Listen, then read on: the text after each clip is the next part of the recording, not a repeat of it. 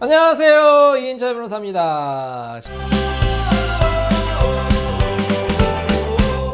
자, 오늘도 이제 비가 오고 있습니다. 홍 기사님은 비 오는 날 짜증내서 싫어하는데 왜 싫어해요? 비가 오기 때문에 싫습니다. 비가 오기 때문에 싫어해요? 길도 밀리고? 옛날에 그 우산 장수, 소금 장수 이야기 혹시 기억나세요? 우수한 장수와 집신 장수. 그 어떤 내용이죠? 어머니가 두 아들을 키웠습니다. 네. 한 아들은 우산을 팔고 한 아들은 남학신이나 이런 신을 파는데 뭐 정확히 기억이 안 난다 했던 그런 내용입니다. 그래서 어머니는 항상 뭐 걱정이죠. 햇빛 많이 나온 날은 우산이 안 팔리니까 우산 안 팔릴까 걱정이고 걱정이고. 다른 아들 또 한 아들이 걱정이고 그 다음에 비 오는 날은 비오는 날은 다른 아들이 우산은 잘 팔지만은 신을 팔 수 없으니 걱정이고 그래서 늘상 걱정이 쌓여 있다는 내용입니다. 자, 그걸 반대로 한번 생각해 보세요. 긍정적으로. 그럼 어떻게 돼요? 비 오는 날은 왜 좋아요? 어머니는 항상 즐겁겠죠. 네. 자, 우산 많이 파는 아들이 잘 팔리니까 좋고, 그 다음에 햇볕이 쨍쨍한 날은? 다른 아들이 또 잘 신을 잘 되니까. 파니까 좋고. 그러니까 여러분 생각하기 나름이라니까. 똑같은 현상도 항상 부정적으로 생각하는 사람 걱정이에요, 걱정. 이것도 걱정, 저것도 걱정. 비 오는 날도 걱정, 차가 밀릴까봐 걱정. 근데 긍정적으로 생각을 해보란 말이에요, 여러분. 항상. 비 오는 날은 뭐가 좋냐? 운치 있어서 좋고. 그 다음에 비가 많이 내리니까 어때요? 이제 땅이 촉촉해지잖아요. 농사도 잘 되고. 여러분 이제 이렇게 촉촉해야지만 여러분 건강에도 좋은 거예요. 너무 건조하면은 이게 건강에 또 안 좋아요. 그래서 우리가 가습기 틀잖아요. 저는 촉촉한 날 너무 좋아. 피부도 이제 좀 더 습기를 머문 것 같고. 우리 농작물도 얼마나 잘 자라겠습니까? 땅이 메말라 있다고 생각해 보세요. 그래서 비가 많이 내리면 항상 좋다. 이렇게 이제 생각을 하겠습니다. 여러분 오늘도 좋은 기분으로 시작하도록 하겠습니다. 그리고 여러분 반드시 영상 시청 중에 뭘 하셔야 되죠? 구독과 좋아요입니다. 네, 구독과 좋아요, 알람 설정까지 꼭 부탁드리겠습니다. 여러분 구독, 좋아요가 큰 힘이 되니까 꼭 부탁드리겠습니다. 자, 이인철 변호사의 오늘도 성공적으로 잘 끝난 사건 시작하도록 하겠습니다. 자, 오늘은 어떤 사건인가요? 네, 오늘 사건 소개하겠습니다. 네. 서울 가정법원 사건이고요. 네. 두 사람은 재혼 부부입니다. 재혼. 저희 사무실 찾아오신 분은 아내분 네. 원고십니다. 네. 먼저 소송 제기하셨고요. 상대방 피고는 사업가였습니다. 네. 사업을 아주 크게 해서 네. 사업도 잘 되고 이제 뭐 재산도 많이 증식을 하였는데요. 네. 다수의 여성과 부정행위를 하였습니다. 아이고. 뭐 한 사람이 아니고 아주 여러 사람과 그래요? 네. 부정행위 분리를 저질렀고 네. 뭐 그러한 내용들이 막 녹음도 되어 있고 네. 증거도 많이 있었고 네.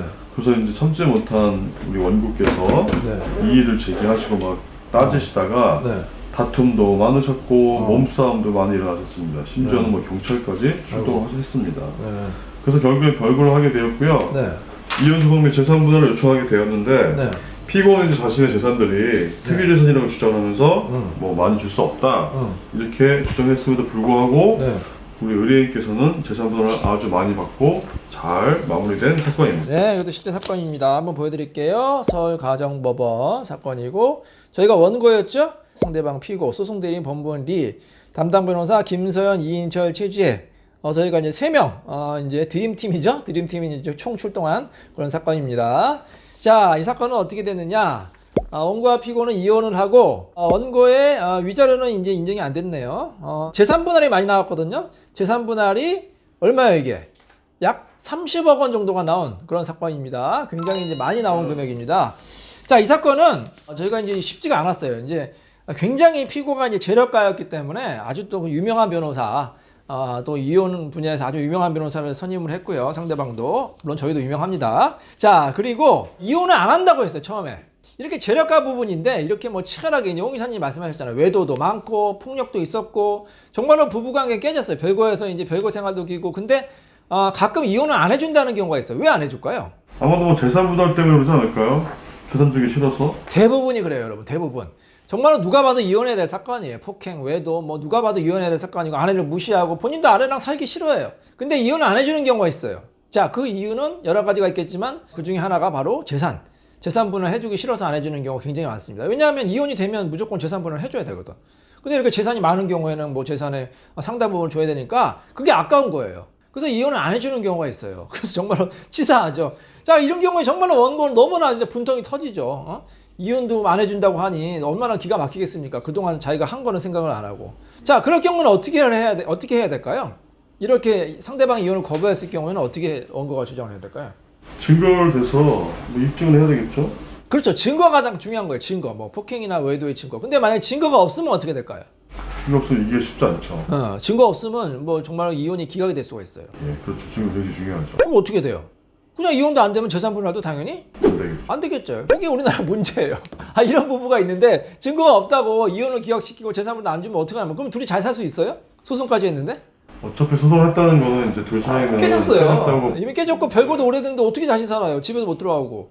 그러면 상대방은 재산이 수십억, 수백억 그대로 갖고 있고 그 마음대로 쓸 수 있죠. 이혼 안 했기 때문에. 근데 이혼 청구한 사람은 이혼도 안 되고 재산도 하나도 못 받고 이게 이런 불합리한 경우가 불평등 이게 우리나라 이혼법의 큰 문제, 정말 큰 문제예요. 이렇게 해서 이혼도 힘들고 이혼이 안 되면 재산 분할 하나도 못 받고 그렇다고 부부가 다시 재결합하는 것도 아니고 어정쩡한 상태로 남아있는 거거든요. 이게 정말로 큰 문제입니다.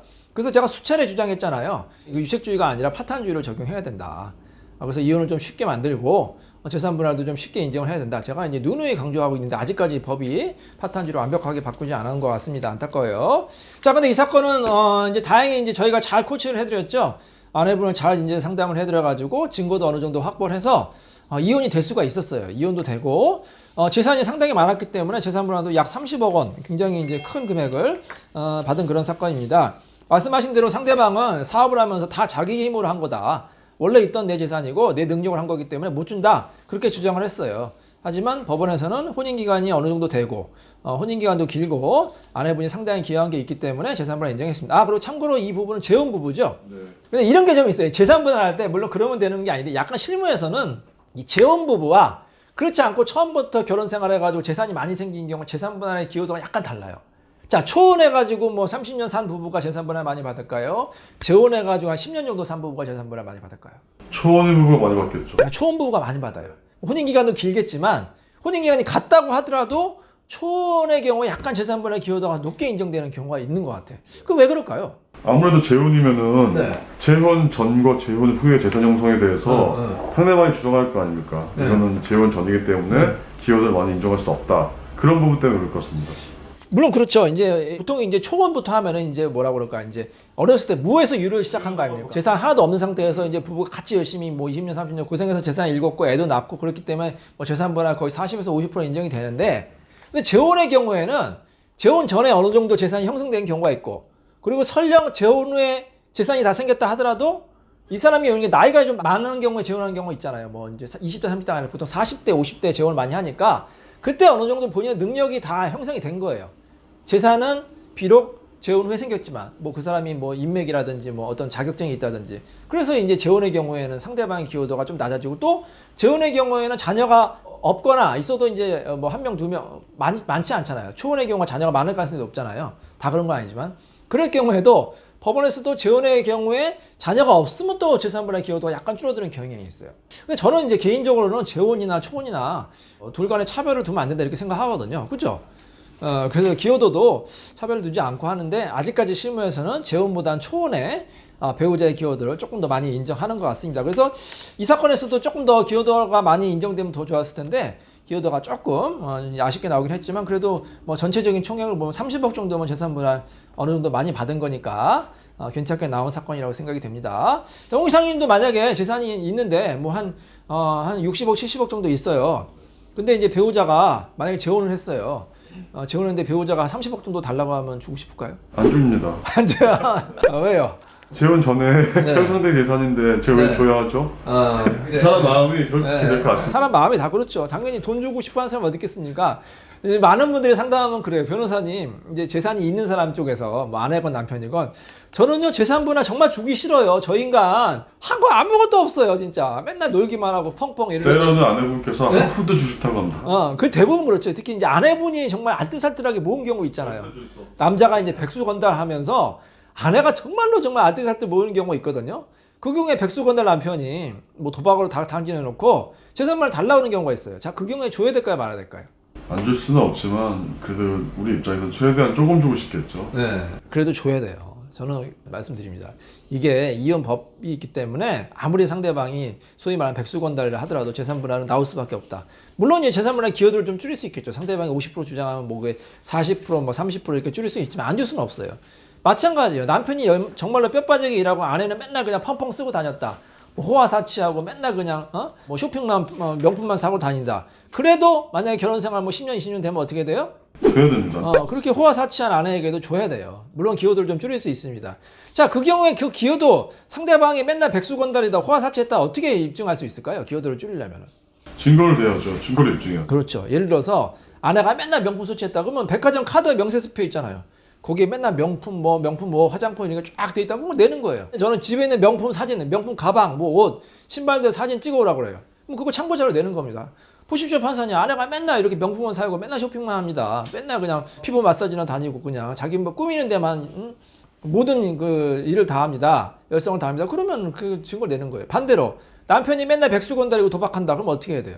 증거를 내요. 뭐 증거 내야죠. 도박한 거, 뭐 현금 인출한 거, 그다음에 뭐 그런 거 증거 자료 있잖아요. 그런 자료를 다 내면은 그게 기여도에 참작이 되니까 그런 자료도 꼭 여러분 준비하시기 바랍니다.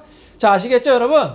초혼이든 재혼이든 이 재산 분할이 정말 중요한 쟁점이 되는데 얼마나 본인이 열심히 했는지는 적극적으로 주장을 하세요. 적극적으로 주장하면 법원에서도 인정받고 또 상대방이 정말로 재산 분할의 기여도가 없으면 그거에 대한 입증 자료를 또 주장하면 상대방의 기여를 낮출 수 있으니까 참고하시기 바랍니다. 자, 이인철 변호사의 성공 사건 여기서 마치도록 하겠습니다. 감사합니다.